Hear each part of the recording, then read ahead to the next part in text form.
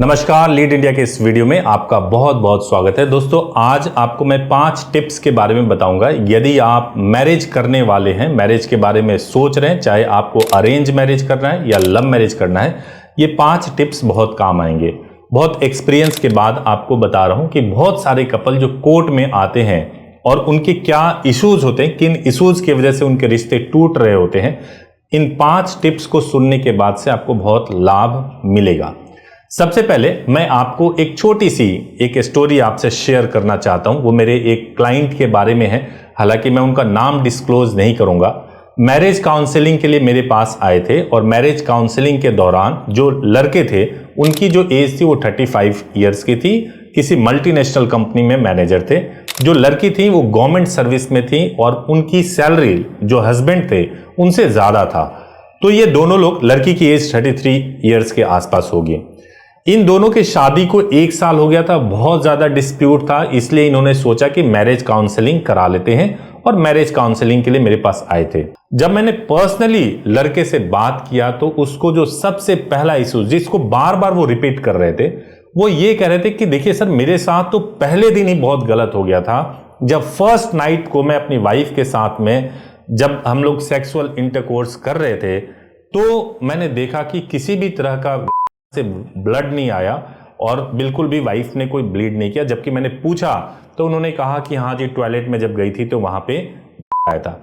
अब देखिए, मैंने जब ये सुना तो मैं बिल्कुल, मेरे सारे थॉट प्रोसेस जो है ना ऐसे हिल गए, चकनाचूर हो गए कि 35 ईयर्स का बंदा, 33 ईयर्स की वाइफ, और वो ये सोच रहा है कि ब्लड नहीं आया इसलिए उसको डाउट हो गया। क्या वो उस समय वो ये उम्मीद कर रहा है कि उसको बिल्कुल एक वर्जिन वाइफ मिलेगी? और क्या ये पैमाना है जज करने का कि भाई ब्लड नहीं आया तो वर्जिन नहीं है, इसकी वजह से आप अपने रिश्ते को बर्बाद कर ले? इसका नतीजा क्या हुआ? नतीजा ये हुआ कि वो हर एक चीज पे डाउट करने लगे। यानी कि अगर उनका कोई कुलीग है जिनसे बात हो रही, वाइफ के कुलीग से लंबी बातचीत हो रही है, तो ऐसा मान लिया कि भाई वो इसी वजह से है क्योंकि इनका कहीं पहले से रिलेशनशिप होगा। अगर कोई मैसेज है जिसको शेयर नहीं करना चाहती हस्बैंड के साथ में, तो ये मान लिया कि एक्स्ट्रा मैरिटल अफेयर है। इसकी वजह से फादर इन लॉ को इन्वॉल्व कर लिया, ब्रदर इन लॉ को इन्वॉल्व कर लिया, सबको ये बात मालूम चल गया और रिश्ता इस स्टेज पे पहुंच गया कि वाइफ ने भी हस्बैंड को ह्यूमिलिएट करना शुरू कर दिया। और तब जाकर के इन्होंने काउंसलिंग के लिए ये लोग आए थे।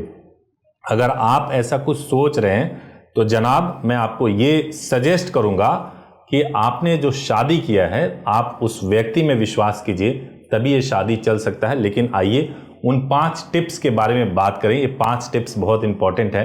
सबसे पहला टिप्स ये है कि कभी भी आप अपने एक्स के बारे में बात ना करें। बहुत सारे लड़के या लड़कियां बहुत इमोशनल होते हैं। वो ये सोचते हैं कि मुझे अपने रिश्ते को बहुत ईमानदारी से शुरू करना है और ईमानदारी से शुरू करने के चक्कर में वो अपने एक्स के बारे में बताते हैं। पहले तो सोचते हैं आधी बात बताएंगे, लेकिन पार्टनर भी बहुत होशियार होता है। जैसे ही आप आधी बातें बताते हैं वो आपसे पूछ पूछ के पूरी बातें निकलवा लेते हैं, जिसमें आप ये भी डिस्क्लोज कर देते हो कि हाँ जी, मेरा रिलेशनशिप था, सेक्सुअल रिलेशनशिप था, हम यहाँ मिलते थे, ऑफिस से पहले मिलते थे, ऑफिस के बाद मिलते थे। जैसे ही आप ये शेयर करते हो आप अपने होने वाले पति या पत्नी से, आप समझिए कि उसी दिन आपने अपने रिश्ते पे एक बहुत बड़ा डेंट लगा दिया। कानूनन अगर देखा जाए तो शादी से पहले के रिश्ते के बारे में आपका चाहे रिश्ता सेक्सुअल हो या ना हो, उससे कोई लेना देना नहीं है कानून का। तो कानूनन अगर मैं बात करूं तो जरूरत नहीं है कि आप अपने एक्स के बारे में बात करो। और दूसरी सबसे इंपॉर्टेंट बात है कि जो आपका एक्स है, जो आपका बीता हुआ है, उसके बारे में बात करने की जरूरत ही क्या है? क्यों आप अपने आने वाले कल पे ग्रहण लगा रहे हो बीते हुए कल के बारे में बात करके? मत करो, इससे रिश्ता खराब हो जाता है। जो दूसरा टिप्स है, अगर बहुत कुछ अटपटा लगे तो रिश्ता तोड़ने से ना हिचके। प्रायः क्या होता है, आजकल मैट्रिमोनियल साइट से कपल्स मिलते हैं, मैट्रिमोनियल साइट के बाद से बातचीत होने लगती है और सब कुछ ठीक ठाक जाता है। कई चीजें उस समय ऐसी घटने लगती हैं जिसको कहा जा सकता है ये बहुत अटपटा है और ये रिश्ता ठीक से चल पाएगा या नहीं चल पाएगा, इस पर बहुत डाउट क्रिएट हो जाता है। अगर आपके साथ ऐसा होने लगा है और आपको ये डर है कि अगर मैंने इस रिश्ते को तोड़ा तो सामाजिक बदनामी होगी और पुलिस केस हो सकता है, अगर आपको ये डर है तो अपने मन से इस डर को बिल्कुल निकाल दीजिए, क्योंकि शादी हो जाने के बाद से बड़ी सामाजिक बदनामी होगी, बड़ा पुलिस केस होगा, बड़े कोर्ट में जाना पड़ेगा और ज्यादा पैसे खर्च होंगे। उससे बेहतर है कि अपने जीवन को, अपने साथ वाले, अपने माँ बाप के जीवन को बर्बाद होने से पहले ही रोक लें और रिश्ता खत्म कर दें अगर अटपटा लग रहा है तो। जो तीसरा टिप्स है, आपको जरूर ध्यान देना चाहिए कि शादी होते ही प्यार नहीं होगा, पहले ट्रस्ट डेवलप करें। बहुत लोग ऐसा सोचते हैं कि शादी हो गई, इतने धूमधाम से शादी हुई है, अब तो पहले दिन से ही प्यार होगा। ये मुमकिन है क्या कि पहले दिन से ही प्यार हो जाएगा? पहले दिन से ही आपकी एक्सपेक्टेशन को मैच करने लगेगा कोई, आप उसके एक्सपेक्टेशन को मैच करने लगोगे? पहले दिन से नहीं होगा।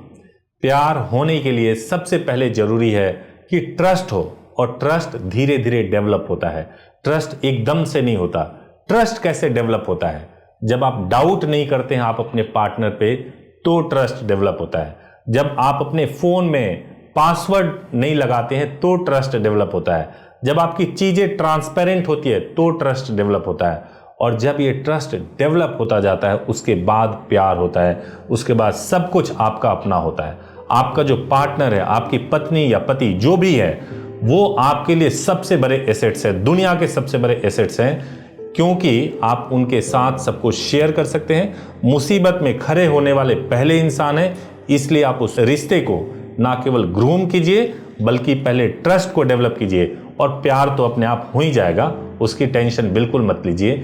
पहले जो मैंने कहानी सुनाई थी उस तरीके से कभी भी मत कीजिए कि आप अपने वाइफ पे डाउट कीजिए और एक्सपेक्टेशन ये रखिए कि आपकी वाइफ आपको बहुत रेस्पेक्ट करेंगे। ये मुमकिन नहीं है। आपको भी अपने वाइफ पे पूरा ट्रस्ट करना पड़ेगा, तभी जाके बात बनेगी। जो चौथा पॉइंट है कि फाइनेंशियल चीजों को कॉम्प्लिकेटेड ना करें। देखिए आज के समय में क्या होता है कि हस्बैंड और वाइफ दोनों वर्किंग होते हैं, और वाइफ का ऐसा होता है कि भाई मैं अपना फाइनेंस आपके साथ नहीं शेयर करूंगी। हस्बैंड का ये होता है कि आपको शेयर करना ही करना है, क्यों नहीं शेयर करोगे, कहीं तुम पैसे मायके तो नहीं भेज रही हो। और फाइनेंशियल चीजों को लेकर के बहुत कॉम्प्लिकेशन शुरू हो जाता है। इसमें भी इंपॉर्टेंट यही है, कुछ समय के, शादी के कुछ समय तक आप फाइनेंशियल चीजों को बिल्कुल इग्नोर करो, पहले ट्रस्ट को डेवलप करो। खास तौर से मैं आपको कहूंगा हस्बैंड साइड से, वाइफ की जो भी अर्निंग है, शादी होकर के वाइफ आपके घर आ गई और उसके बाद से आपकी पहली नजर इसी बात पे है कि वाइफ की सैलरी है कितनी और मुझे मिल रही है या नहीं मिल रही है। अगर ये आपका नजरिया होगा तो ट्रस्ट तो डेवलप होगा नहीं, और आपके फाइनेंशियल जो चीजें हैं जो मैनेज करनी है वो बहुत कॉम्प्लिकेटेड हो जाएगा, और ये बहुत बड़ा इशूज बन जाता है डिवोर्स का या न्यूलिटी का। और पांचवा जो टिप्स है वो ये है कि यदि आप लव मैरिज कर रहे हैं तो प्रोफेशनल की हेल्प लें। कई लोग ऐसे होते हैं जो लव मैरिज करने की सोचते हैं, घर से भाग गए, मंदिर में जाके शादी कर लिया, किसी प्रोफेशनल की हेल्प नहीं ली। जब अरेंज मैरिज होता है उस समय पूरा समाज उस शादी में इन्वॉल्व होता है। मैरिज का सर्टिफिकेट ना भी हो तो सैकड़ों गवाह होते हैं जो उस शादी को देखते हैं। लव मैरिज के केस में ऐसा नहीं होता है। लव मैरिज में बहुत सारी चीजें होती हैं। एफिडेविट साइन कराया जाता है जिससे कि कोई एक बाद में बयान चेंज ना करे। इसके अलावा कोर्ट में जाकर के सही डॉक्यूमेंटेशन के साथ में आपके मैरिज को रजिस्टर्ड कराया जाता है। उसके पहले आपको ठीक तरीके से आपका मैरिज सही रिचुअल्स के हिसाब से कराया जाता है, या स्पेशल मैरिज एक्ट में शादी कराई जाती है।